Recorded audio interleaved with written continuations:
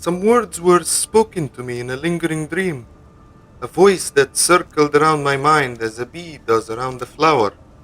It was yesterday, the 22nd of the month of Dhul Qa'dah, in a state twixt sleep and wake, that I had this dream. I had laid down on the pillow of lamentation in a corner of my hovel, in my birthplace, Istanbul, to a sleep of wish fulfillment. This humble one saw himself in the Ahi Chelebi Mosque near the Yamis landing, a truly blessed mosque built by the great physician Ahi Chelebi. Its door was opened and the sun's light filled its interior. I stood motionless at the foot of the pulpit and gazed into the corner to see an old man of graceful demeanor. He was reading from a parchment, but soon lifted his eyes and beckoned me as an old friend would. I sat on his right side and was beholden by the images on the parchment. These images moved as if God Most Exalted had breathed into them. The animated lines of places, buildings, and people swirled in front of me.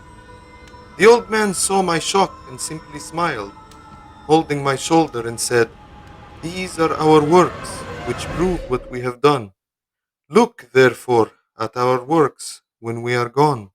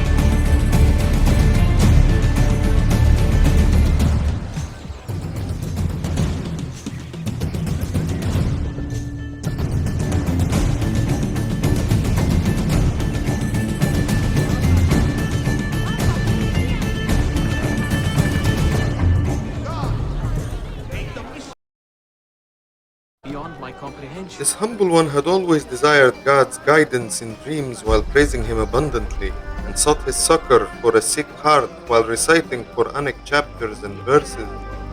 As I had made a tour and pleasure outing to the parks and Iram-like rose gardens around the pleasant land, the desire to make extensive travel came to my mind. I beseeched the Creator at every moment to grant me health of body, complete journey and faith to the last breath, asking myself, how can I get free of the pressures of father and mother, teacher and brother, and become a world traveler?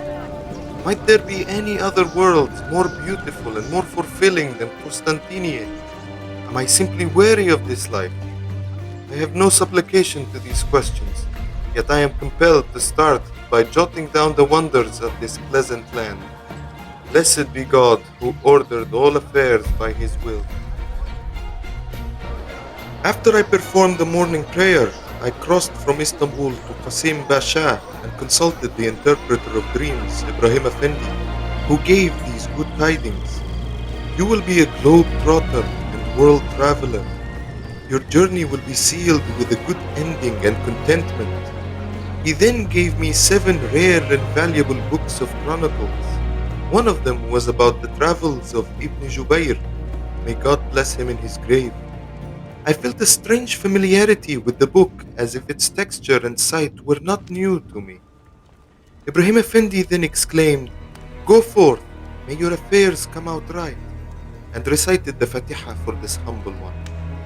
I took the treasure of books to a corner of my hovel, and now, having studied some of these histories, I begin the account of my birthplace, the envy of kings and harbor vessels, mighty fortress of Constantinople.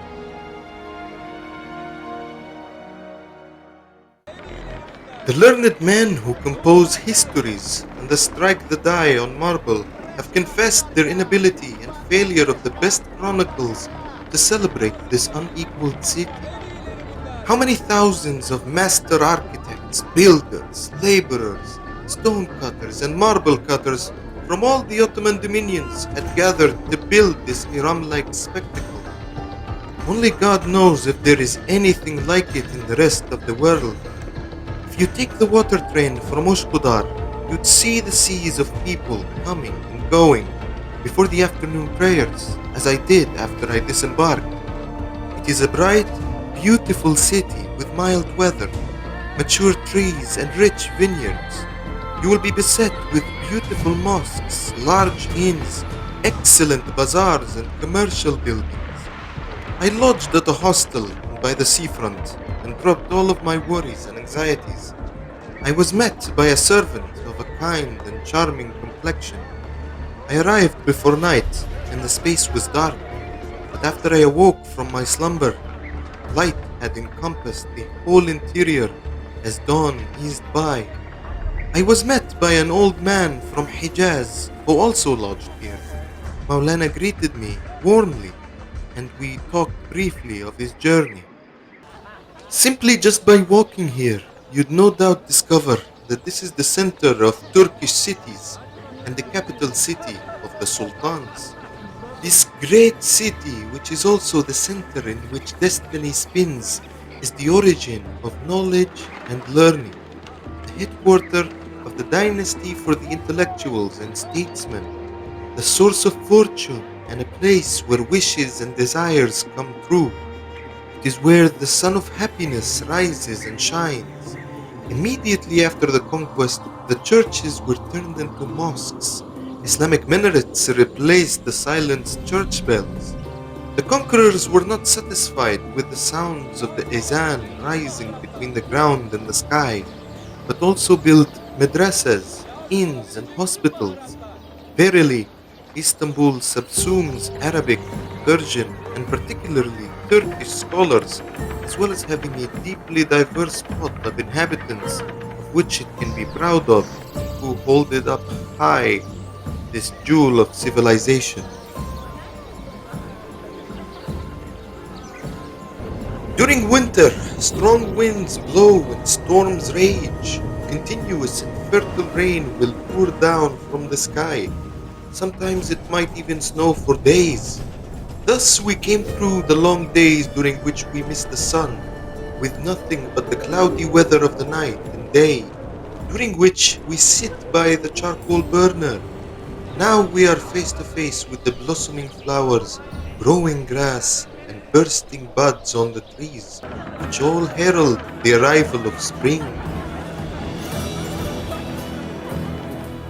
As the sun expires towards the water, turning saffron in the sky, and extending over the surface the light of a golden sword, here are scholars from the Arabs and from other foreign lands and of the Rooms, beautifying discourse, making proud the civilization of various intellects, a bright beacon of many ethnicities which prove a source of pride and glory.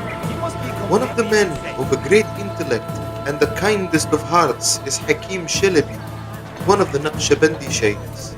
He has vast background knowledge and is a respected figure in the Divan and Topkapi. His tikiya daily serves and feeds tens of homeless and poor people, as well as dervishes. There are at least 11 mosques bearing the name of Sultan Mehmet, may God rest him in mercy and blessings. 8 of them are also schools, while the 9th of them also serves as a congregation for scholars and scientists. The 10th one is the biggest of all of them, where the call to prayer rings loudest and the congregations are largest. The 11th and final one has a muristan, a hospital for the ill. This hospital is large and spacious, built splendidly and finished handsomely. The sickly are aptly cared for with proper food and brilliant medicine. Not a soul who lies in these beds is left with any want or need. Hagia Sophia, which astounds everyone and attracts attention with its beauty and fine ornaments. It is the most magnificent and historical monument in the city. It is so beautiful and has such a unique architectural composition. that it makes everyone look on in awe, almost overshadowing the great Iram of the pillars with its minarets. A cause for concern might be the decay of some of these decorations and the fact that they are beginning to disintegrate. The masonry, the mosaics, and marble pillars, however, still dazzle the eyes with their beauty and splendor. The nave is covered by a central dome which extends to 121 cubits from floor levels and rests on an arcade of 40 arched windows. At the western entrance and eastern side, there are arched openings extended by half domes of identical diameter to the central dome, carried on smaller half dome, etc.